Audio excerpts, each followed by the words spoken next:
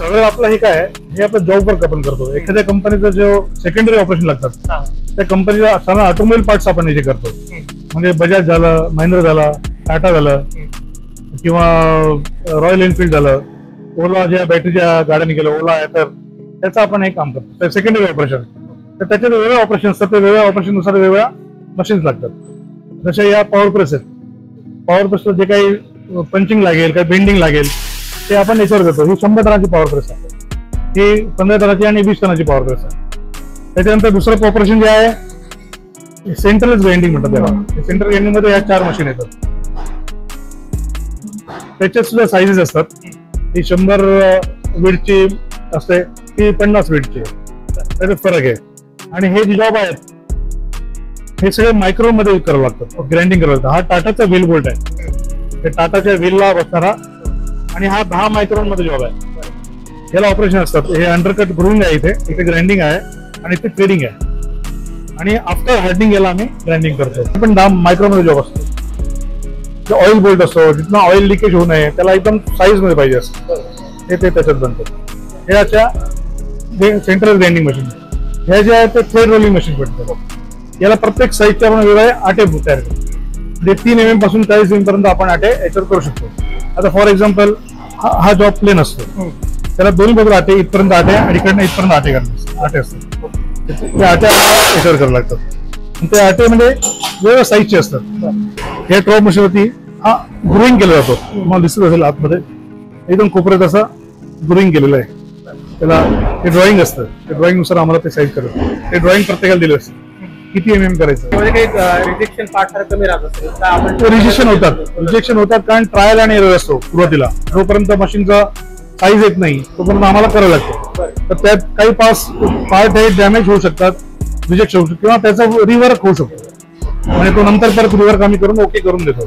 त्या अशा प्रकारचे जॉब चालतात. नंतर हा प्लेटिंग होतो आणि मग कंपनी टाटाला वगैरे व्हीलला बोलतो. ऑपरेशन भरपूर असतं आणि हे आम्हाला राईट टाईप फास्टनर कडनं येतं आणि त्यात सेकंडरी ऑपरेशन आम्ही करून देतो.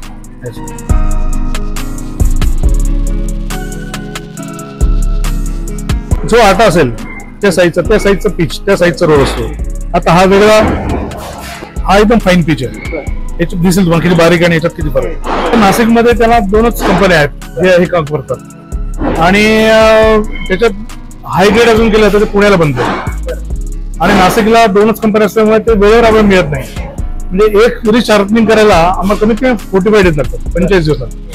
प्रत्येक साईजचे 3-3, 4-4 टूल करून द्यावं लागतं. एक करून चालत नाही कारण तो खराब झाला ते टाकून येईपर्यंत मला थांबून चालत नाही, मला पुढची लाईन कंटिन्यू करावं लागतं. म्हणून जेवढे सेट ही आमची तरी इन्व्हेस्टमेंट म्हणजे हे महत्वाचं आहे. हा क्लॅम्प होतो आणि मग ऑपरेशन होतं. 8 टूल होल्डर आहे. तसे प्रत्येक साईजची क्वालिटी आम्हाला द्यावी लागते. ही साईज वेगळी आहे, ही साईज वेगळी, ही छोटी साईज.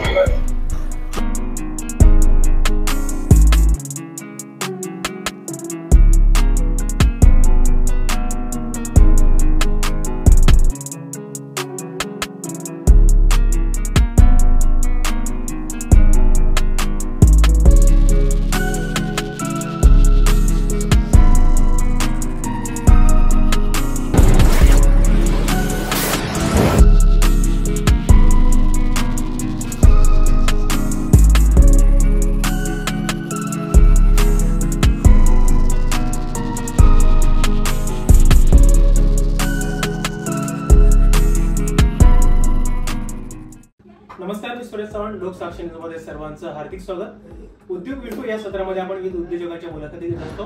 खरं तर त्यांचा एक जीवन प्रवास असतो, कुठेतरी एक संघर्ष असतो आणि तेव्हा संघर्षाच्या वाटेवर जात असताना त्यांनी यश देखील प्राप्त केलेलं असतं. आज देखील आपण सातपुरा मेडिसिन मध्ये आलेलो आहोत आणि या ठिकाणी तांबट इंडस्ट्रीचे संचालक सुदेश तांबट सर आपल्यासोबत आहे. आपण त्यांच्याकडे जाणून घेऊया. सर, सर्वात आधी या कार्यक्रमात स्वागत आहे. काय सांगाल, कसा आपला प्रवास? खरं तर कुठेतरी ध्येय असतं आपलं आणि सुरुवात असते, काय सांगाल? बरोबर आहे. गेल्या 25 वर्षापूर्वी मी या इंडस्ट्रीमध्ये येण्याचं निश्चित केलं. पण या येण्यापूर्वी मी बऱ्याच ठिकाणी माझा स्वतःचा इंडस्ट्रीमध्ये काम करून मी स्वतःचा अनुभव घेतला. पण अनुभवामध्ये मला असं वाटायला लागलं की आपण मेहनत करतो पण मेहनतप्रमाणे आपल्याला काही म्हणजे पुढे करतो, म्हणजे माझ्या मेहनतीला माझ्या विचारांना पुढे काही अजून चालना मिळत नाहीये. त्यापेक्षा आपण असं करू की आपण छोटंसं इंडस्ट्रीयल जॉब सुरू करण्यात प्रयत्न करू. पण प्रयत्न करताना पण तोच प्रश्न असतो की एक सर्वसाधारण माणसाला मशिनरी आणायची, मशिनरी पैसे कुठून आणायचे, काय करायचे. मग सुरुवातीला काय केलं, एका मित्राकडनं मशीन भाड्याने घेतली. पॉवर प्रेस 20 टनाची पॉवर प्रेस सुरुवातीला घेतली. त्याच्यावर मी स्वतः काम करू लागलो. स्वतः काम करताना मग थोडंसं समोरून कामाचा रिस्पॉन्स चांगला मिळाला, काम चांगलं होत गेलं. मग आणखीन एक छोटी मशीन घेतली, त्याच्यावर एक माणूस लेबर मी अपॉइंट केला. असं करत करत माझ्या 3-4 मशीन झाल्या. तर 3-4 मशीन नंतर पण सुरुवातीला काय झालं, समोरची कंपनी म्हणाली एवढं तुम्ही चांगलं काम करताय तर अजून वाढवा. पण शेवटी पैशामुळे करू शकलो नाही. मग ते करायचं कसं करायचं, तर मग एक मित्राचा मित्र असा एक भेट झाली किंवा तुझ्याकडे पैसे नाही आहे तर तू त्यांच्याकडे स्किल नाही आहे, त्यांच्याकडे काम नाही आहे, पण त्यांच्याकडे पैसा आहे, कारखाने सगळं आहे. मग ते असं ठरलं की ते पैसे देतील आणि मी काम करणार. अशा पद्धतीने आम्ही एक अभिनव इंजिनिअरिंग वर्क्स म्हणून सातपूरमध्ये चालू केलं. त्यांनी इन्व्हेस्टमेंट केली, काम सगळं मी सांभाळू लागलो. पण पुढे जाऊन सुद्धा परत तुम्ही म्हणतात किंवा पार्टनरशिप, शेवटी प्रत्येकाच्या अपेक्षा हे वेगळे होत जातात आणि मला आणखीन वाटत होतं की आणखीन वाढावं, पण समोरचा पण तेवढा रिस्पॉन्स मिळत नव्हता. तर त्यात म्युच्युअल अंडरस्टँडिंगमध्ये असं करण्यात आलं की आयदर तो सेटअप तुम्ही चालवा किंवा मला द्या. अशा पद्धतीने आमचं एक डिलिंग झालं. त्यात ॲग्री झालं की ते तुम्ही घ्या, त्याचं जे काही व्हॅल्युएशन असेल ते मी त्यांना परत करायचं. तर त्यावेळेस मला एका बँकेने मला सपोर्ट केला आणि ते सगळ्या मशीन मी टेक ओव्हर करून 2016 पासून मी माझं स्वतःचं युनिट इथे चालू केलं. इथे चालू केल्यानंतर एक प्रश्न असो किंवा आता स्वतःचं केलं. इतके दिवस तो फायनान्सर होता, सपोर्ट होता, पण आता स्वतःला करायचं तर मग एक खूप मोठा प्रश्न होता की लेबर हँडल करणं. कारण इंडस्ट्रीमध्ये अशी परिस्थिती ना की आज काम केल्यानंतर त्याचे पैसे तुम्हाला हे 25-60 दिवसानंतर मिळतात. बरे 25-60 दिवसानंतर तोपर्यंत मटेरियल, लाईट बिल, भाडं, लोकांचे पगार, इथे लागणारे ऑइल, टूल्स, यासाठीचा खर्चाचा जो ताळमेळ बसवायचा तो खूप कठीण गेला. आणि मग हळूहळू त्याच्यात डेव्हलपमेंट करत गेलो. थोडं वाढत गेल्यानंतर जशा वेळेला तशा मशीन वाढत गेलो आणि मशीन वाढल्यानंतर मग वाटलं की आता आपण छान काम आपलं चालू होत आहे. पण चालू काम होतं तर परत माणूस एका गोष्टीने परत मागे येतो. ते म्हणजे कसं आहे की सायकल तुमची चालली पाहिजे. आज काय होतं की नाशिकमध्ये जर आज तुम्ही बघितलं की आता परिस्थिती अशी आहे किंवा नाशिकच्या इंडस्ट्री जे वेळेस म्हणजे मला जी माहितीनुसार की नाशिक इंडस्ट्री ही सातपूर आंबट इंडस्ट्री नाशिकमध्ये भारतातली खूप नावाजलेली इंडस्ट्री म्हणून प्रगतीला येत होती. परंतु मधल्या काळात अतिशय म्हणजे युनियन असेल, काही असेल, त्याच्यामुळे वर्कर पॉलिसीज चेंज झाल्या. त्यामुळे खूप कंपन्या इथे डेव्हलप नंतर झाल्याच नाही. म्हणजे अगदी बोटावर मोजणे का बॉश म्हणजे पुरीची मायको, ABB, सिएट आणि महिंद्रा याच्याशिवाय दुसरं नाशिकला काही कामच नव्हतं. आणि ते करता करता काय झालं की तोपर्यंत पुणे इंडस्ट्रीज वाढली आणि नाशिकला सगळं पाणी वगैरे सगळं क्लायमेट सगळं चांगलं असताना सुद्धा आज तुम्ही बघतायत औरंगाबाद नाशिकपेक्षा खूप मोठ्या प्रमाणात MIDC तिथे म्हणजे 5 स्टार MIDC आपण त्याला म्हणतो. खूप शेंद्रा MIDC म्हणतो त्याला. खूप मोठ्या प्रमाणात ती चालू झाली आहे. म्हणजे आज जेवढे नाशिकला कामं आहे त्याच्यापेक्षा जास्त कामं औरंगाबादला आहे. आणि तिथे मोठा प्रश्न पाण्याचा आहे, सगळं आहे. पाणी नाशिकमधूनच पाणी त्यांना पुरवलं जातं. पण नाशिकची अधोगती झाली त्यामध्ये. नाशिककडे कोणाचं लक्ष दिलं गेलं नाही. आणि आज बाहेर रोज बोललं जातं की नाशिकच्या महाराष्ट्राच्या सगळ्या कंपन्या या गुजरातला चालल्या, हे चालल्या ते चालल्या. पण माझा तर सरळ प्रश्न आहे, का बरं जाऊ नये? कारण नाशिकचा किंवा महाराष्ट्राचा माणूस वर्कर माणूस काम करायलाच तयार नाहीये. तर इंडस्ट्री आणून तरी काय करायची? आज निमासारख्या धनंजय बेळेसारखे आमचे मित्र आहेत, खूप चांगल्या प्रामाणिक काम करत आहेत किंवा नाशिकला जास्तीत जास्त कंपन्या याव्या, इन्व्हेस्टमेंट नाशिकला व्हावी. पण वर्कर लोकांना जर कामच करायचं नाही लेबरला तर कसं काय काम करणार आहे? आज बघा इलेक्शन तुम्ही बघता, सध्या इलेक्शन चालू आहे. आज MIDC बघितलं तर माणसंच नाही आहेत. कारण सगळे इलेक्शन ते प्रचाराला चालले आहेत. रोजचे त्यांना काय पैसे मिळत असेल आपण कोणाचा आरोप करत नाहीये. 2 वेळेचं जेवण मिळत आहेत. पण आज आम्ही कोणाला उत्तर द्यायचे? कारण आम्ही मोठ्या कंपन्यांना काम करतो. ते मोठ्या कंपन्या सुद्धा महिंद्रासारख्या मोठ्या कंपन्यांना सप्लाय करत असतात. तर हा खूप मोठा जटिल प्रश्न निर्माण झाला की कसं काय करणार. तर हा मोठा प्रश्न आहे. खरं तर फोकस करण्यासारखा, हायलाईट करण्यासारखा प्रश्न आहे. कारण कामगारच नसतील तर शेवटी काम कुठून आपण जे टार्गेट कसं कम्प्लीट करणार आणि शेवटी टार्गेट जर कम्प्लीट नाही झालं तर 2 पैसे मिळणार कसे? सगळ्या गोष्टींचं उत्तर एकच असतं की बाबा मॅन पॉवर किंवा ज्या काही अडचणी असतात आपल्याला आणि त्या फेस करताना आपल्याला जो त्रास होत असतो तो मात्र कुठल्याही प्रकारे त्याला ऑप्शन नसतं किंवा पर्याय नसतो. आणि तो पर्याय म्हणून जर बघायला गेलं तर मला तर वाटतं की बाबा कामगारांनी देखील त्याच पद्धतीने थोडं सिरियसनेस घ्यायला हवं आणि नक्कीच त्या पद्धतीने त्यांना देखील त्याचा मोबदला मिळत असतो. सर आता येतो आपल्या प्रॉडक्टकडे. तर त्याला नाशिकमध्ये मोठमोठ्या कंपन्या असतात, त्या कंपन्यांच्या माध्यमातून एक मेंटरशिप असते, कुठेतरी प्रत्येकाला काम मिळत असतं. तर बेसिकली आपल्याकडे प्रोडक्शन काय? नाही, आमच्याकडे बेसिकली प्रोडक्शन जे आहे मी सेकंडरी ऑपरेशन करतो, म्हणजे जॉब वर्क करतो. जॉब वर्क करतो म्हणजे ऑटोमोबाईल पार्ट जे असतात, महिंद्रा असेल, बजाज असेल, टाटा असेल, यांच्या ज्या कंपन्या आहेत, म्हणजे यांच्या ज्या सप्लायर कंपन्या आहेत, मोठ्या कंपन्या, त्या कंपन्या आमच्याकडनं सेकंडरी ऑपरेशन करून घेतात. सेकंडरी ऑपरेशनमध्ये काय ग्राइंडिंग असेल, थ्रेडिंग असेल, पॉवर प्रेसचे जॉब असतील किंवा ट्रॉप मशीनिंग असेल वेगवेगळ्या प्रकारचे, ज्याला आम्ही ग्रुइंग म्हणतो, थ्रेडिंग म्हणतो किंवा ग्राइंडिंग म्हणतो, अशा प्रकारचे जॉब आम्हाला येतात आणि त्या सेकंडरी ऑपरेशन म्हणून आम्ही पाठवतो. पण यात सुद्धा खूप मोठा प्रश्न असा झाला आहे की या कॉम्पिटिशनमध्ये रेट्स वाढत नाहीये. रेट्स वाढत नाही, अतिशय कमी पैशात आम्हाला काम करवतो, त्याही आम्ही करायला तयार आहोत. पण त्याचं लेबर ज्याप्रमाणे वाढत आहे, लेबर वाढत आहे, इथे भाडे वाढत आहेत, लाईट वाढत आहे, इतर ऑइल किंवा टूल्स लागणार सगळं ते वाढत चाललंय. ते वाढत असल्यामुळे आम्ही त्या गोष्टीला कॉम्पिटच करू शकत नाही आणि लेबर इथे काम करायला तयार नाहीये. लेबरला आम्ही दरवर्षी त्यांना इन्क्रीमेंट पाहिजे. पण आज असं झालं की ज्या मशीन कंपनीचं आम्ही काम करतो ते म्हणतात रेट कमी करा, म्हणजे एवढ्या कॉम्पिटिशन. आणि तुम्ही नाही केलं तर तुमच्याकडे 10 लोक तयार आहेत काम करणारे, पण त्यांची परिस्थितीच होते. आज मी जर काम नाही केलं तर माझं काम दुसरं गेलं तर तो एखादा वर्ष 2 वर्ष चांगला आनंदात काम झाला, मला खूप काम मिळालं, पण 2 वर्षात परिस्थिती त्याची परत तीच होते. आणि त्याला कारण एकच आहे की आपल्याकडे लेबर हे काम करायला तयार नाहीये. लोकल माणसं म्हणतो, आम्हाला वाटतं की लोकल माणसांना आम्ही काम द्यावं, म्हणजे बाहेरचे लोक येतात त्यांच्यापेक्षा आपण विचार करतो की स्थानिक लोकांना काम देऊ. पण स्थानिक लोक जर काम करायलाच तयार नाही तर आपण काम काढणार कुठून? बरं, आज परिस्थिती अशी, आज तुम्ही आज मटेरियल येतात, तुम्हाला माहिती आहे सगळ्या ठिकाणी आज मटेरियल का तुम्हाला लगेच 2 दिवसात प्रोसेस करून तुम्हाला पाठवून गेलं पाहिजे. आणि तिकडनं त्यांनी पण पुढे पाठवलं तर तिची त्यांची प्रोडक्शनची लाईन ब्रेक होते, ते अतिशय खूप नुकसानकारक आहे, त्याचं खूप मोठं डेबिट बसतं. तर हे आम्ही लोकांना सांगू शकत नाही की आज माणूस आला नाहीये, माणसं येत नाहीयेत, माणसं आज इलेक्शनला तिकडे गेलेत, ह्या गोष्टी सांगू शकत नाही. त्याच्यामुळे काय झालं की इंडस्ट्रीवर खूप मोठा परिणाम झाला आणि त्याचा परिणाम असा होतो ना की ही सायकलच नीट चालत नाहीये. हा जर सायकल जर व्यवस्थित चालली की लेबरने व्यवस्थित काम केलं, वरती जर आम्ही व्यवस्थित बिलिंग करू शकलो, त्यांनी जर वेळेवर बिल दिलं, ह्या सगळ्या गोष्टी ह्या एकमेकांशी निगडीत आहे. त्यामुळे अशी परिस्थिती होते ना की आणि डे टू डे मशीनमध्ये अपग्रेडेशन करावं लागतंय. जुन्या मशीन ह्या जुन्या होतात, नवीन त्यांना आणखीन ऑटोमेशनमध्ये जावं लागतंय, खर्च होत होतोय, बँकेचं लोन परवडत नाहीये, बँक ज्या ठिकाणी पैसे द्यायला पाहिजे मिळत नाही.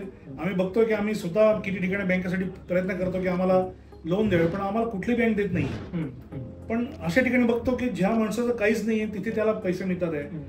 म्हणजे हे सिच्युएशन आम्हाला कळत नाहीये. म्हणजे जो माणूस काम खूप आहे, काम करणाऱ्या इंडस्ट्रीमध्ये खूप काम आहे, आपण ते करू शकतो. नाशिक सारखाच क्लायमेट, नाशिक सगळ्या इन्फ्रास्ट्रक्चर खूप भारतात नाहीये असं नाशिकचं आहे, पण तो नाशिकपर्यंत आजपर्यंत कोणाचं लक्ष दिलं गेलं नाहीये आणि हा सगळा परिणाम ह्या सगळ्या इंडस्ट्री होत चालला आहे. आणि महिंद्रा सारखी सुद्धा कंपनी जर उद्या जर त्यांचा विचार झाला की नाशिकमध्ये जर ते गेले गुजरातला किंवा दुसऱ्या ठिकाणी, तर मी तर म्हणतो नाशिक काय महाराष्ट्राची इंडस्ट्री 80% संपेल. या परिस्थितीत काय करायचं? आणि कोणी वरच्या लेवलला कोणी बोलायला तयार नाही की ही परिस्थिती सिच्युएशन येत आहे, काय करायला पाहिजे, याच्यावरती कोणाचं भाष्यच नाहीये. नक्कीच. खरं तर फार महत्वाचा प्रश्न, मी त्या प्रश्नाकडे खरं तर येणारच होतो की बरेचसे आपल्यासारखे असे उद्योजक आहेत की त्यांना त्यांच्याकडे स्वतंत्र असं काहीतरी भांडवल नाहीये, मग त्यांना पर्याय असतो बँकिंग. पण बँकिंगमध्ये सुद्धा बऱ्याचशा अशा गोष्टी की त्या व्हेरीफाय केल्या जातात, व्हेरीफाय करायलाच पाहिजे. परंतु ज्याचा सिव्हिल क्लिअर आहे किंवा ज्याच्याकडे ऑलरेडी सगळ्या गोष्टी, कारण नवीन टेक्नॉलॉजी आलेली आहे, नवीन मशिनरी आलेल्या आहेत आणि तुमच्यासारखे असे उद्योजक आहेत की काहीतरी त्याच्याकडे जुन्या मशिनरी आहेत आणि काम तर प्रचंड आहे. मग नवीन मशिनरी घेण्यासाठी म्हणा किंवा अजून कुठेतरी ते भांडवल फिरत राहण्यासाठी काहीतरी पैशाची गरज असते आणि त्यावेळेस पर्याय असतो बँकिंग. पण बँकिंगमध्ये सुद्धा आजकाल ज्याच्या सगळ्या गोष्टी क्लिअर आहेत अशा व्यक्तीला जर सपोर्ट केला जात असेल तर मग मात्र ती दुर्दैवाची गोष्ट आहे आणि तो कुठेतरी विचार केला जावा. आणि सर्वात महत्त्वाचा मुद्दा जर तुम्ही मांडला आणि तो म्हणजे यासाठी मग कुठले शहर असेल, भले आपला नाशिक आहे, नाशिक शहराला देखील कुठेतरी एक लोकप्रतिनिधी म्हणूया आपण त्याला, मी कुठलं स्पेसिफिक नाव घेणार नाही, लोकप्रतिनिधी असेल, नवे नवे राज्य असेल तर राज्यामध्ये केंद्रामध्ये उद्योगमंत्री असतात आणि नक्कीच त्यांच्यापर्यंत जर या समस्या किंवा ह्या गोष्टी पोहोचल्या तर त्यांच्या माध्यमातून जर लक्ष दिलं गेलं आणि ह्या उद्योजकांच्या समस्या अशा पद्धतीने जर कुठेतरी त्यांच्यापर्यंत पोहोचल्या आणि त्यांनी हस्तक्षेप केला तर ह्या गोष्टी सहज मला वाटतं नक्कीच याचं निराकरण होऊ शकेल आणि तुमच्यासारख्या उद्योजकांना कुठेतरी चालना मिळेल, नवे नवे उद्योग उभारीसाठी मदत होईल. मात्र नक्की सर, हा सगळा प्रवास सुरू असताना एक विजन असतं आपलं, परंतु येऊन पुन्हा गोष्ट तिथेच पोहोचत असते. तुम्हाला काय वाटतं की या सगळ्या गोष्टी कुठेतरी याचं निराकरण व्हावं किंवा कुठेतरी तुम्हाला मदत व्हावी आणि इथून पुढे आपण काहीतरी डेव्हलपमेंट करावं, काय विजन? विजन तेच आहे की जे आपण आता बाहेर बघतोय, म्हणजे आता हे खरं सांगायला नको, पण काही ज्या गोष्टी ज्या फॅसिलिटीज इतर लोकांना खूप दिल्या जात आहेत. उदाहरणार्थ ठीक आहे, शेतकऱ्यांना दिले जात आहे, आपण आता लाडकी बहीण योजना काढली आहे किंवा अशा काही देतो, पण असं त्या सर्वसामान्य लेबरला त्याची गरज राहिली नाही कामाची. तर ह्याचा कुठेतरी विचार व्हायला पाहिजे. म्हणजे गव्हर्नमेंट चांगलंच काम करते, त्यांचा उद्देश वेगळा आहे, पण तो उद्देश ह्या इंडस्ट्रीच्या हिशोबाने खूप दुसरीकडे जातोय की माणसांना गरज नाही. 2 वेळचं जेवण आता शिधा मिळतोय, आनंदाचा शिधा मिळतोय, लाडक्या बहिणी 1,500 मिळतात आहे, काम कोण करणार आहे? मग आम्ही कुठे जायचं? बरं, आम्ही जायचं तर त्यांना लेबरचे रेट्स वाढतात आहे. बरं, लेबर मिळत नाही तर आम्हाला काय करावं लागेल की आजची जी मशीन आहे त्याच्यामध्ये ऑटोमेशन करावं लागेल. मग ऑटोमेशन करायचं जी 5 लाखाची मशीन 25 लाखाला घ्यायची. मग हा जो सपोर्ट आहे हा तरी आम्हाला गव्हर्नमेंटनी द्यावा. याच्यात आम्ही लोन घ्यायला तयार, त्याचा इंटरेस्ट काय असेल त्या रितसर सगळं करायला तयार.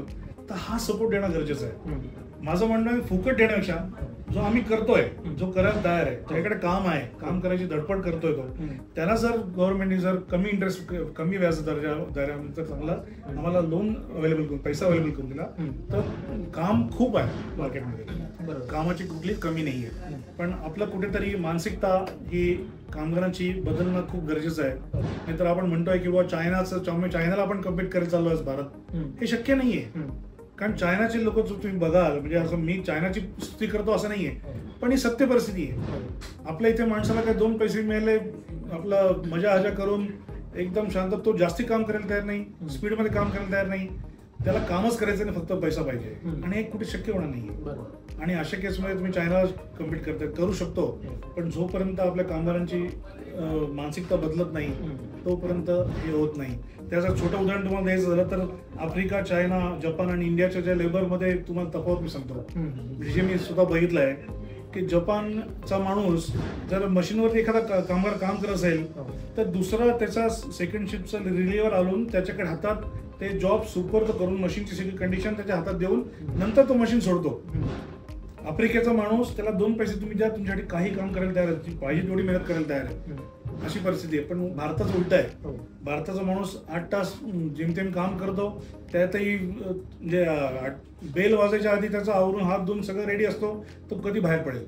त्याला कामाशी कुठलीही की आपलं किती काम करतो, काय करतोय. जॅपनीज लोक लंच सुद्धा कधी वेळ पडली तर ते जागेवरती जेवण करतील मशीन ऑपरेट करता करता, पण ते मशीन सोडत नाही. ते स्ट्राईक करतील पण काम बंद नाही करून करणार.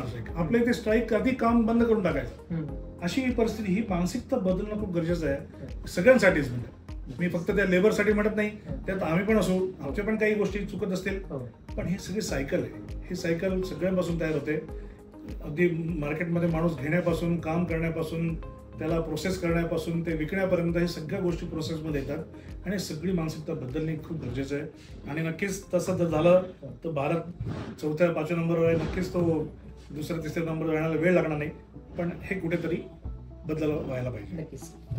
खरं तर सर, आता आपण एक उद्योग क्षेत्रामध्ये आपल्या मुलाला देखील आपण यामध्ये आणलेलं आहे. खरं तर जबाबदारी त्याच्यावर तुम्ही सोपवली, परंतु कुठेतरी त्याला सपोर्ट असावा म्हणून त्याच्या बरोबरीने आपण आहात. त्याचं साधारण या कामकाजाबद्दल कसं मत किंवा त्याचा विचार कसा आहे? त्याचा विचार म्हणजे काय, तो काम म्हणजे आता जर बघितलं तर तुम्ही नवीन मुलांची टेंडन्सी बघितलं तर त्यांना जुन्या ज्या वडिलांचं काम चालू त्याच्यात काही इंटरेस्ट नसतो. ते कोणी करायला तयार नाहीये. ते त्यांचं चालू त्यांना त्यांचं क्षेत्र हे फ्री पाहिजे. परंतु सुदैवाने माझा ते आनंद वाटतो की माझा मुलगा स्वतः म्हणाला की मला आपलीच फॅक्टरी मला पुढे रन करायची आणि पुढे घेऊन जायची आहे. मला ते ऐकून खूप छान वाटलं की कारण आज त्याला सुद्धा त्यांनी ठरवलं तर अमेरिकेत जर्मनीमध्ये त्याला सहज नोकरी मिळू शकते. मलाही माहिती आहे की त्यांनी प्रयत्न पण केला होता आणि त्याला ऑफर पण होता, पण तो स्वतःहून गेलो की मला कुठे जायचं नाही, भारत सोडून कुठे जायचं नाही, आपलीच फॅक्टरी मला पुढे घेऊन जायची. पण पुढे घेऊन जाताना सुद्धा असतो माझं हे बघतोय की 25 वर्षात तुम्ही काय केलं, तर ही खूप वाईट परिस्थिती आहे. 25 वर्षात जे माझं स्वतःची फॅक्टरी व्हायला पाहिजे, एकाची 2 फॅक्टरी व्हायला पाहिजे होत्या, जे व्हिजन माझं होतं की बाबा एवढा टर्न व्हायला पाहिजे, ते एवढं झालंच नाही, करू शकलो नाही. पण मी त्याला सपोर्ट करतोय, पण त्याला सुद्धा हीच अडचण आता पण तो फेस करतोय. मग त्याच्यात बदल काय, तो बदल करायला तयार आहे, पण मला बदलसाठी जे मला पाहिजे ते मला मिळत नाही मार्केटमध्ये. म्हणजे मार्केटमध्ये काय मिळत नाही मला, पैसा, त्यासाठी लागणारा पैसा जो तो मिळत नाहीये, सपोर्ट मिळत नाहीये. हा सगळा बँकिंग सपोर्ट मला मिळाला तर नक्कीच तो डेव्हलप करेल, तो आणखीन अपग्रेड होईल आणि त्याचा तो प्रयत्न नक्कीच आहे. म्हणजे मला खरंच सांगायला आवडलं की तो त्यांनी जेव्हा सांगितलं की मला आपली फॅक्टरीज पुढे घेऊन जायची, खूप आनंद वाटला. कारण आज मी बघतो माझ्या मित्रांचे मुलं पुढे अमेरिकेत आहे, 5 लाख रुपये महिना आहे, जे दुबईला आहे, कुठे आहे, तो पण खूप हुशार आहे, त्याच्या पण ऑलरेडी जाऊ शकतो. जर्मनीला त्याला ऑफर होती, अमेरिकेला ऑफर होती, पण नाही गेलं. तर हे मला खूप चांगलं आहे. पण हे करताना पण ह्या गोष्टी पण मला करतात की मग त्याला इकडे आणलं चुकतं नाही केली. आज असं वाटायला लागलं, आज मला सुद्धा वाटायला लागलं की मी त्याला चुकी केली किती आणून. तर त्यासाठी ह्या सगळ्या गोष्टींचा विचार करणं गरजेचं आहे. आणि नक्कीच मी सांगेल की यातनं ह्याचा विचार इंडस्ट्रीचा पुढे व्हायला पाहिजे. काम आहे, आपण म्हणतो फक्त काम गुजरातला चाललंय, इथे चाललंय, तिथे चाललंय. गव्हर्नमेंट म्हणते की आम्ही एवढे लाखाची इन्व्हेस्टमेंट, एवढे करोडची इन्व्हेस्टमेंट आम्ही महाराष्ट्रात आणतोय. पण कामच केलं तर काय करणार आहे? काम येतील, काम भरपूर येतील. आज जर्मनच्या कंपनी, अमेरिकन कंपनी ठरवलंय की ज्या चायनामध्ये त्यांच्या कंपन्या त्या भारतात शिफ्ट करायच्या. सगळं चांगलं आहे, मोदी सरकार सगळं काम चांगलं करत आहे. पण इथे जर लेबरची मानसिकताच बदलली नाही तर त्याला झिरो होतं, काहीच उपयोग नाही त्याचा. तर ही मानसिकता बदलली पाहिजे आणि त्यासाठी काय करता येईल ते गव्हर्नमेंट नक्कीच करावं अशी माझ्याकडे विनंती. नक्कीच. खरं तर एकंदरीत नाण्याच्या 2 बाजू आहेत. पहिली बाजू म्हणजे की काही उद्योजक असे की वेल सेटल आहेत, नवे त्यांच्याकडे कॅपिटल पाहिजे तसं आहे, त्याच्यामुळे त्यांना लॉस प्रॉफिटचं जर बघायला गेलं हा विचार नाही, ते सातत्याने करतायत सगळ्या गोष्टी.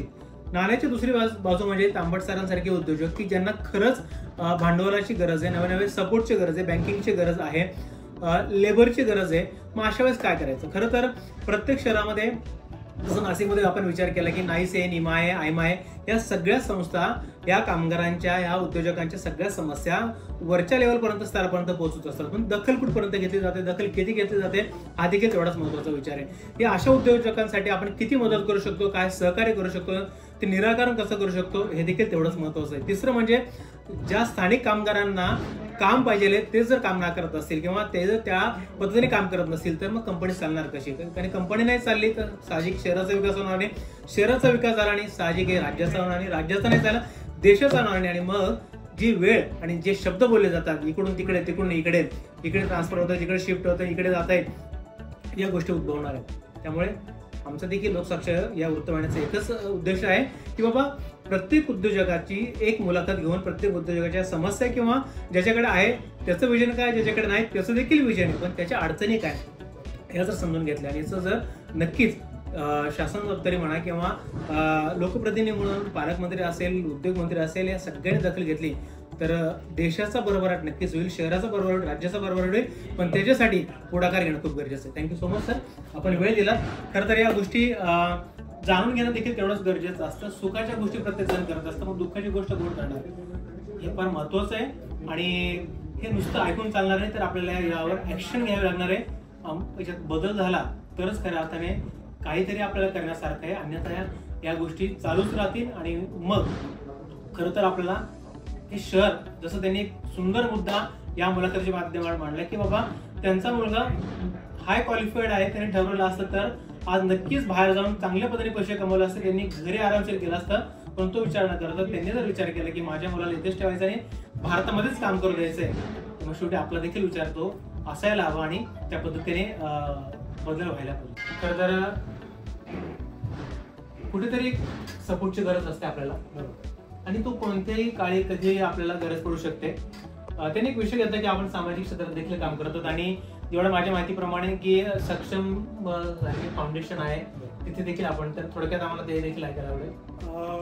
मला सुरुवातीला लहानपणापासून सोशल वर्क मला खूप आवडतं आणि त्यानुसार म्हणजे ही फॅक्टरी बिझनेस हा वेगळा पार्ट असतो, पण थोडासा आपण वेळ दिला तर आणि जर मार्केटमध्ये म्हणजे समाजात जर बघितलं तर अतिशय खूप लोकांना आपली गरज आहे.